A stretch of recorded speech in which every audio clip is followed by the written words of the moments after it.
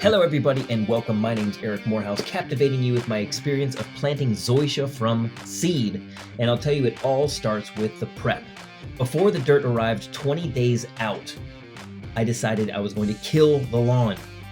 I sprayed a little killer, a little Roundup there, and waited another about 2 weeks before I tilled the entire yard and then hard raked everything out. Virginia creeper, all the roots, all the vines, English ivy out to be left with essentially dirt. From then, I took 6 yards of turf dirt, which is supposed to be a great substrate for starting seeds, and had that delivered and would carry it out one wheelbarrow at a time and spread it gently and evenly with a hard rake, trying to keep the ground as level as possible. Now, I will tell you, dirt is heavy. If you've ever laid mulch, you can't use a forklift with dirt. You have to use a shovel to really pick it up well, and it is heavy and takes a lot of time. So if you can get a friend to deliver the wheelbarrows to you while you continually spread it, you can make good use of your time. I was running out of time spreading this and raking because it was very tedious to make sure that if I saw some roots that I missed, or if I saw some rocks, to pick those up and get them out of there so I could really have a nice, smooth, flat lawn. So for, basic technique, using the backside of the rake was a really good technique, and holding the rake low to the ground so I could almost slide it over was good to fill any sort of holes that I had in the yard and prevent me from digging up any of the dirt and mixing it in with this topsoil I was putting on. So you can always kind of gently hold the rake over the dirt and slide it, which could smooth it out, almost like you're putting icing on a cake. But as you see here, I was running out of time, so I put a stop to spreading and just decided to get some more wheelbarrows of dirt out that I could pick up on the next day, because this is the middle of August, so it's super hot, but it's still okay to plant this grass seed as long as you can keep the ground moist, which I will talk about in a little greater detail at the end of the video. So the next day I was able to just get started on spreading, again doing my best to keep things smooth, even, flat, and using that back of the rake and that gentle sliding technique to just gently get about an inch of dirt right over top of what I had available. I did notice that even though I did get 6 whole yards of dirt, I ran out. This side of my yard, I'm still battling tons of overgrowth with that bamboo you see there, so I might have to do some more digging and chopping to get control of that side of the yard before I can finish growing grass there anyway.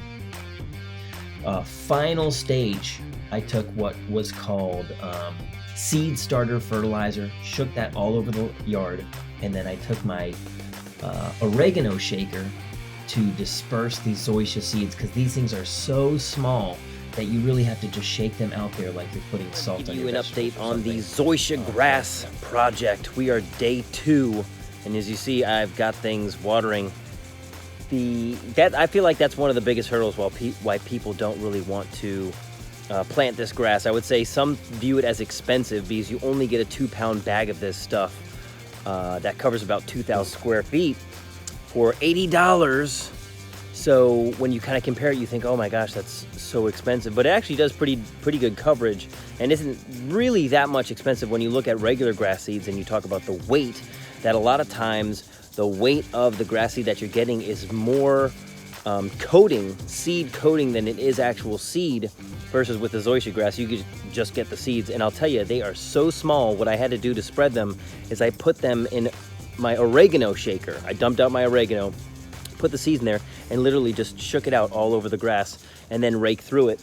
That is a challenge, the perception of the cost as well as the need to germinate, which they say is very difficult. You can throw it off by the pH of your soil. I will have high acidity because I have these pine trees, and those needles will make the acidity go up, so I had to bring in some dirt and some fertilizer and stuff like that. And then the other thing is germination. It is a very difficult grass to get established. You have to keep the ground moist for, they say, a minimum of 30 days. And when they say moist, they mean you're watering this 3, sometimes 4 times a day for the first month. Now, after that, when the grass is established, probably 60 days out, then you should have a lawn which is pretty low maintenance. It grows slow, so you don't have to cut it often. It looks beautiful. It is, I would say, arguably invasive, but very hardy once it does establish that it grows out and fills in. And I guess one other con that people will say is in the winter, this grass does go dormant, so it turns tan. Critics would say it looks like it's dying, but it is going dormant during the winter. But then in the spring and summer, when it's super hot, it's drought tolerant. It can grow in many different kinds of soils, even though it is hard to establish in soils that are highly acidic or basic. But this is the start of the project. This is day 2. I'll let you know how it comes out as this progresses. And hopefully I'll give you a before and after shot of some little seedlings popping up there.